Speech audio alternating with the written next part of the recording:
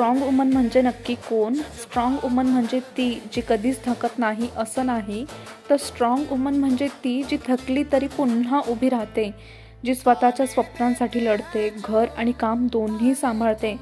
कधी लोक समजून घेत नाही, तर कधी ॲप्रिसिएशनही मिळत नाही, पण तरीही ती पुढे चालत राहते.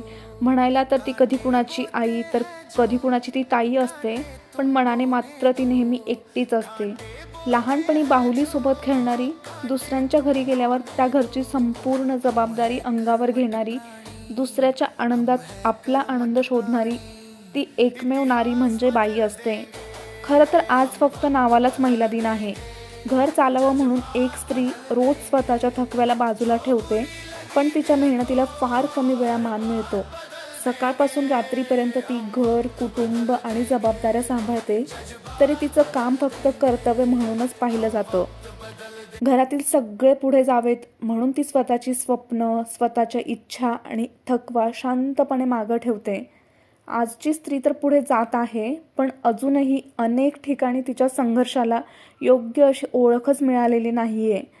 त्यामुळे स्त्रीचा सन्मान हा केवळ फक्त एक दिवसाचा नसतो, तर तो रोजच जाणवला पाहिजे. जी स्वतःच्या स्वप्नांसाठी खूप जास्त लढते, कधी मुलगी म्हणून, कधी बहीण म्हणून, तर आई म्हणून. Happy women's day.